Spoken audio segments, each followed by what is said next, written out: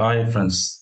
நம்ம இன்னைக்கு சைக்காலஜி தான் கண்டினியூ பண்ண போகிறோம். ஸோ இந்த வீடியோட நம்ம சைக்காலஜி முடிச்சுக்கலாம்னு சொல்லிட்டு இதில் கொஞ்சம் அதிகமான பாயிண்ட்ஸ் எடுத்திருக்கேன். பட் இன்னும் ஒரு 4 டாபிக் இருக்கு, நான் எல்லாத்தையும் கவர் பண்ணல.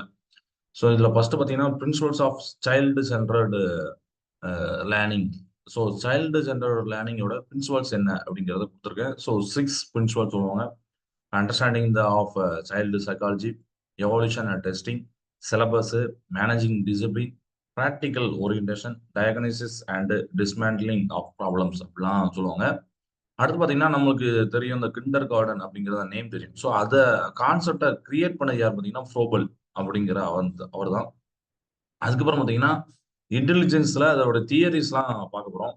ஸோ தியரி ஆஃப் இன்டெலிஜென்ஸ்ல ஃபர்ஸ்ட் பார்த்தீங்கன்னா ஆல்பர்ட் பயனட்டும் டெர்மனும் கிரியேட் பண்ண தியரி பார்த்தீங்கன்னா யூனிஃபேக்டர் தியரி அப்படிம்பாங்க. ஸோ இதுல இந்த தியரி படி பார்த்தீங்கன்னா இன்டெலிஜென்ட் அப்படிங்கிறது என்னன்னா intelligence is recorded as an activeness which enables a creature to adjust itself to the changing environment. மாறிக்கிட்டே இருக்கக்கூடிய இந்த என்வரன்மெண்ட்ல ஒரு கிரியேச்சர் வந்து எந்த அளவுக்கு அட்ஜஸ்ட் பண்ணுது அப்படிங்கிற அந்த அந்த ஆக்டிவ்னஸ் தான் இன்டெலிஜென்ஸ் அப்படின்னு சொல்லுவாங்க. ஸோ இப்போ ஒருத்தருக்கு வந்து ஒரு ஃபண்ட் ஆஃப் இன்டெலிஜென்ஸ் இருக்கு அப்படின்னா அவர் வந்து எல்லா ஏரியாவிலையும் அவர் வந்து அவரால் யூஸ் பண்ணிக்கிட முடியும் அப்படிங்கிறதான் சொல்லியிருக்காங்க. The intelligence of a person gets stamped in all what he thinks and his action அப்படிங்கிறது சரிங்களா. ஓகே, இப்போ ரெண்டாவது தியரி பார்த்தீங்கன்னா டூ ஃபேக்டர் தியரி. இதை வந்து சொன்னது பார்த்தீங்கன்னா சார்லஸ் ஸ்பியர்மேன்.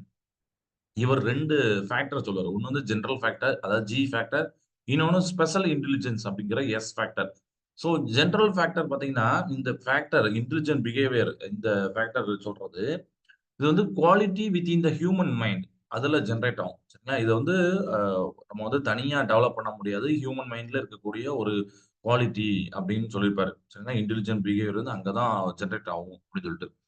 பட் அடுத்த நெக்ஸ்ட் பாத்தீங்கன்னா எஸ் ஃபேக்டர். இது வந்து ஸ்பெஷல் இன்டெலிஜென்ஸ். இது வந்து நம்மளால டெவலப் பண்ண முடியும். அதாவது ஏதாச்சும் டெவலப் பண்ணா நம்மளோட எஜுகேஷன் எக்ஸ்பீரியன்ஸ் வச்சு டெவலப் பண்ண முடியும் அப்படிங்கிறது எக்ஸ் ஃபேக்டர் சொல்லியிருப்பாங்க.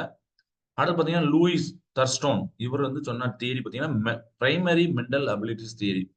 ஸோ இவர் 7 டிஃபரெண்டான அபிலிட்டி வந்து பிரைமரி மென்டல் அபிலிட்டிஸ் அப்படின்னு சொல்றாரு. ஸோ இதை வந்து ஒன்றும் இல்லை கேட்டிருந்தாங்க. ஸோ அது என்னெல்லாம் 7 டிஃபரெண்ட் அபிலிட்டிஸ் பார்த்தீங்கன்னா verbal complications, inductive reasoning, persuasive speed, numerical or arithmetic ability, word fluency, associative memory, spatial visualization. இந்த மாதிரி ஒரு 7 டிஃப்ரெண்டான அபிலிட்டி தான் இவர் வந்து பிரைமரி மென்டல் அபிலிட்டி அப்படின்னு சொல்றாரு சரிங்களா. ரொம்ப அதுல உள்ள டீப்பா நம்ம போகலாம். இதை தெரிஞ்சாலே இதுல இருந்து தான் ஒன்னாடி கேட்கறாங்க. அசோசியேட் மெமரியா இல்ல இண்டக்டிவ் ரீசனா எது சொல்லாத ஒரு பிரைமரி மென்டல் அபிலிட்டி கிடையாது அப்படின்லாம் சொல்லியிருக்காங்க. ஸோ அதான் நம்ம இந்த 7 தெரிஞ்சா போதும், மத்தது தெரிஞ்சிரும். இது இல்லாத வந்து ஓகே இவர் சொல்லல அப்படின்னு நம்ம தெரிஞ்சிடலாம். அடுத்து பார்த்தீங்கன்னா ரேமண்ட் கேட்டல் அண்ட் ஜான் ஹார்ன். இது வந்து 3 ஸ்பெக்ட்ரம் தியரி அப்படின்னு சொல்றாங்க. 1966ல இவர் வந்து 2 பேர் சேர்ந்து பார்த்தீங்கன்னா ஒரு தியரி இன்டெலிஜென்ஸ் தியரியை கிரியேட் பண்றாங்க. அதுதான் ஃப்ளூயிட் அண்ட் கிறிஸ்டலைஸ் தியரிம்பாங்க. ஸோ அது 2 பார்ட்ஸ் இருக்கும். ஒன்று ஃப்ளூயிட் பார்ட், இன்னொரு கிறிஸ்டலைஸ் பார்ட். ஸோ ஃப்ளூயிட் பார்ட்ங்கிறது பயாலஜிக்கல் ஆஸ்பெக்ட் ஆஃப் இன்டெலிஜென்ட் அப்படிங்கிறது. And it is measure by calculate speed of reasoning and memory capacity. இது எப்படி மெஷர் பண்ணாங்கன்னா அந்த ரீசனிங்கோடைய அந்த ஸ்பீடை வச்சு அண்ட் மெமரி கெப்பாசிட்டியோடைய இதை வச்சு தான் மெஷர் பண்ணாங்க. அண்ட் இது வந்து எப்படின்னா அடல்ட்ஹுட்ல இன்க்ரீஸ் ஆகும். ஆனா பெர்சன் வந்து வயசு ஆக ஆக குறையும் அப்படிங்கிறது இந்த ஃப்ளூயிட் பார்ட். அவருடைய இன்டெலிஜென்ஸ் நம்ம யோசிக்கணும். ஸோ இதே கிறிஸ்டலைஸ் பார்ட் ஆஃப் இன்டெலிஜென்ஸ் அப்படிங்கிறது என்னன்னா it's expansion of skill through the learning and experience. ஒருத்தருடைய படிப்பு அப்புறம் அனுபவம் இதனால இன்டெலிஜென்ஸ் கூட்டிட்டே இருக்கும் அப்படிங்கிறத crystallise part of intelligence. So இது வந்து த்ரூ அவுட் லைஃப் இன்க்ரீஸ் ஆகிட்டே இருக்கும் அப்படிங்கிறது. அடுத்து பார்த்தீங்கன்னா மல்டிபிள் இன்டெலிஜென்ஸ் தியரியை வந்து சொல்லுறது ஹோவர்ட் கார்ட்னர். இவர் வந்து 8 டிஃப்ரெண்ட் டைப் ஆஃப் இன்டெலிஜென்ஸ் சொல்லியிருப்பாரு. லிங்குஸ்டிக்ஸ். லிங்குஸ்டிக்னா லாங்குவேஜ் பத்தி நல்லா தெரிஞ்சுக்கிற அந்த இன்டெலிஜென்ஸ். மியூசிக் கம்போஸ் பண்றது, கிரியேட் பண்றது. லாஜிக்கல், மேத்தமேட்டிக்கல், நமக்கு தெரியும்ல சால்வ் ப்ராப்ளம் பண்றது. ஸ்பேஷியல், பாட்லி, கைன்ஸ்தாட்டிக் அப்படின்னு போட்டிருக்கேன். அப்புறம் இன்ட்ராபர்சனல், இன்டர்பர்சனல், நேச்சுரலிஸ்ட். இந்த மாதிரிலாம் வந்து 8 டிஃப்ரெண்டான இன்டெலிஜென்ஸ் அவர் சொல்றாரு சரிங்களா. அடுத்து பாத்தீங்கன்னா ராபர்ட் ஸ்டென்பர்க். இவர் வந்து ட்ரை ஆர்ச்சிக் தியரி ஆஃப் இன்டெலிஜென்ஸ் அப்படிங்கிற ஒரு தியரியை கிரியேட் பண்றாரு. ஸோ ட்ரை அப்படின்னாலே 3. ஸோ இதுல வந்து 3 பார்ட்ஸ் இருக்கு சரிங்களா. காம்பனன்ஷியல், எக்ஸ்பெரின்ஷியல், பிராக்டிகல், கான்டெக்சுவல் அப்படிங்கிற 3 பார்ட் இருக்கு. இது வந்து ட்ரையார்ச்சிக் தியரி வந்து இவர் சொல்றாரு ராபர்ட் ஸ்டென்பர்க். அடுத்து பாத்தீங்கன்னா மல்டிபிள் ஃபேக்டர் தியரி வந்து எட்வர்ட் தார்டெக் அப்படி அவர் சொல்றாரு. இவரு வந்து பார்த்தீங்கன்னா, இதுல 4 கீ ஃபேக்டர் இருக்கு. ஒண்ணு வந்து பார்த்தீங்கன்னா, இதையும் ஒரு ஒன் வேல கேட்டிருந்தாங்க. மல்டிபிள் ஃபேக்டர் தியரில எது வந்து இருக்கும் அப்படிங்கிற மாரி. ஸோ ஒரு டாஸ்க்கோடைய அந்த லெவல் ஆஃப் டிஃபிகல்டி அது ஒரு ஃபேக்டரு. சரிங்களா? 2வது பார்த்தீங்கன்னா, range of the different task of the same difficulty that a person can perform with consistency. இது 2வது. 3வது பார்த்தீங்கன்னா, area of the various dissimilar situations at each difficulty level to which a person can respond effectively. And fourth one speed of response of a person to carry out an activity. இந்த மாதிரி 4 key ஃபேக்டர இந்த multiple factor தியரில வந்து சொல்றாரு. So இதெல்லாம் எதுக்கு அப்படின்னா, இந்த இப்ப நம்ம இன்டெலிஜென்ஸ் அப்படிங்கிறத இதெல்லாம் வந்து ஒண்ணு வேலிட் பண்ணணும். இல்ல இதெல்லாம் அவங்க வச்சிருந்தா அவங்களுக்கு இன்டெலிஜென்ஸ் இருக்கு அப்படிங்கிறத ப்ரூவ் பண்றதுக்கு மாரி தான். ஸோ அந்த டாஸ்க்கோடைய அந்த டிஃபிகல்ட்டியோட லெவல வச்சு நம்ம சொல்லலாம். எப்படி அவங்க இது பண்றாங்கன்னு சொல்லிட்டு, எந்த அளவுக்கு ரெஸ்பான்ஸ் பண்றாங்க, இதெல்லாம் வச்சு சரிங்களா? அடுத்து பார்த்தீங்கன்னா, ஜார்ஜ் கெல்லி. இவர் வந்து 5 மென்டல் அபிலிட்டீஸ் தியரி அப்படிங்கிறத சொல்றாரு. 5 என்ன இருக்கும். ஸோ 5 என்னலான்னா, comprehension, spatial ability, perceptual ability, memorising ability, numerical ability அப்படிங்கிற இந்த ஒரு 5 சொல்றாரு. சரிங்களா? இதெல்லாம் இதுல பார்க்குறோம். தியரிஸ் ஆஃப் இன்டெலிஜென்ஸ்ல. இப்போ இதே மாரி மெஷர்மென்ட் ஆஃப் இன்டெலிஜென்ஸ் இது நல்லா இன்ட்ரஸ்டிங்கா இருக்கும். அதாவது மெஷர்மென்ட் ஆஃப் இன்டெலிஜென்ஸ்ல நம்ம 2 டெஸ்ட்ட பார்க்க போறோம். ஒண்ணு பார்த்தீங்கன்னா, Stanford Binet intelligence test. Actually இது பார்த்தீங்கன்னா 1905ல ஆல்பர்ட் பைனட்டும், தியோடர் சைமன் தான் டெவலப் பண்ணியிருப்பாங்க. அதுக்கப்புறம் லேட்டரா வந்து பைனட் வந்து அதுல கொஞ்சம் கரெக்ஷன் குடுத்திருப்பாரு. சாரி ஸ்டான்போர்ட்ல யூனிவர்சிட்டில படிச்ச ஒரு சயின்டிஸ்ட் லீவ்ஸ் இருந்தாரு. அது பின்னாடி சொல்லிருப்பேன். So it says that so இந்த தியரி படி ஃபர்ஸ்ட் என்ன தியரின்னு பார்த்தீங்கன்னா, பைனட் சைமன் தியரி தான் அது. ஃபர்ஸ்ட் அப்படிதான் இருந்துச்சு. சோ அதுல வந்து என்ன அப்படின்னா, mental age and chronicle age ratio இத தான் சொல்லியிருப்பாங்க. கால்ட் எ மென்டல் கோஷியன்ட் அப்படிங்கிற எம்கியூ மென்டல் கோஷியன்ட். இததான் வந்து ஒரு சைல்டோடைய லேர்னிங் பொட்டன்ஷியலா மெஷர் பண்றதுக்கு, எவாலுவேட் பண்றதுக்கு யூஸ் பண்ணுவாங்க. அதுக்கப்புறம் பார்த்தீங்கன்னா, லீவிஸ் டெர்மன் ஸ்டான்போர்ட் யூனிவர்சிட்டில படிச்ச லீவிஸ் டெர்மன் வந்து பார்த்தீங்கன்னா, இந்த பைனட் சைமன் ஸ்கேல வந்து கொஞ்சம் கரெக்ஷன் பண்ணுனாரு. அதனால அவரோட பேர வைக்காம அவர் படிச்ச யூனிவர்சிட்டி பேரு ஸ்டான்போர்டு வச்சிருப்பாரு. Stanford Binet intelligence scale. So இதுல பார்த்தீங்கன்னா, ஐக்யூ மென்டல் நம்ம கோஷியன்ட் பார்த்தோமா, இப்போ ஐக்யூ இன்டெலிஜென்ட் கோஷியன்ட்.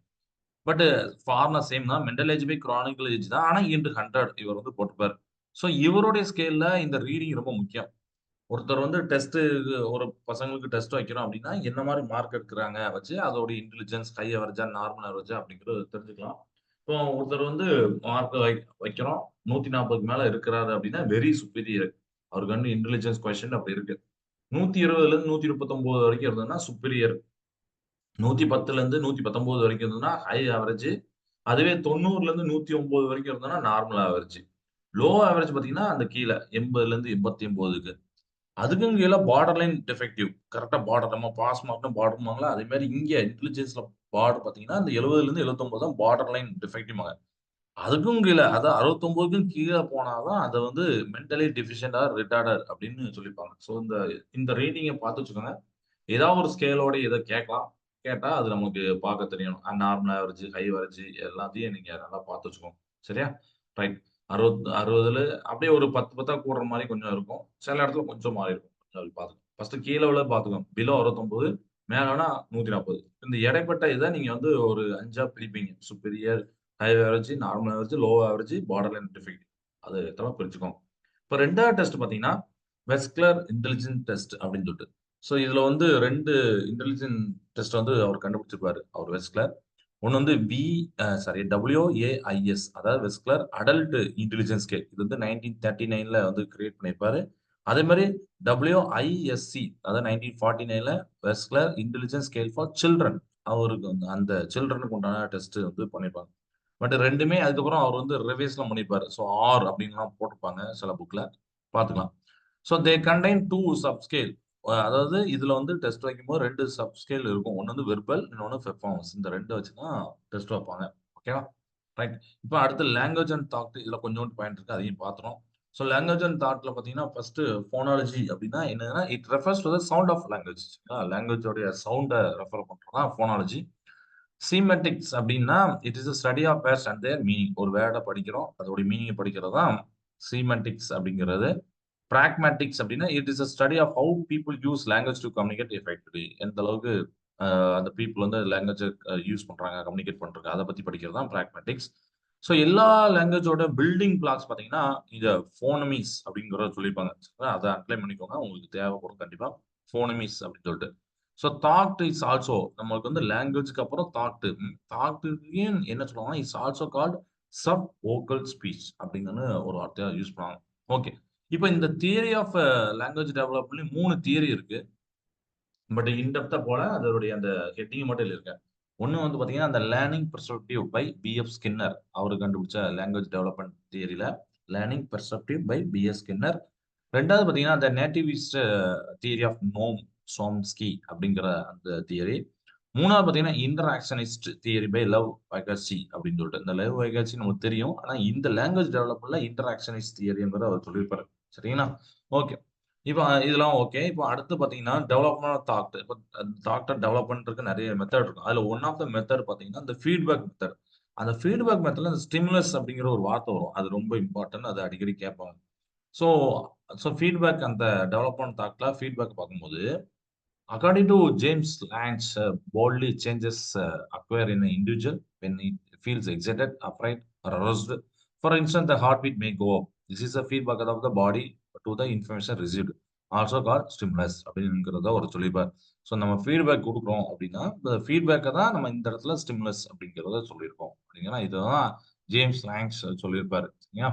ஓகே. இப்போ ஜெண்டர் இஷ்யூஸ் இன் சோசியல் கன்ஸ்ட்ரக்ட்ல ஜெண்டரை பத்தி வெஸ்ட் அண்ட் ஜிம்மர்மேன் வந்து ஒரு ஒரு ஸ்டேட்மெண்ட் கொடுத்துருப்பாங்க.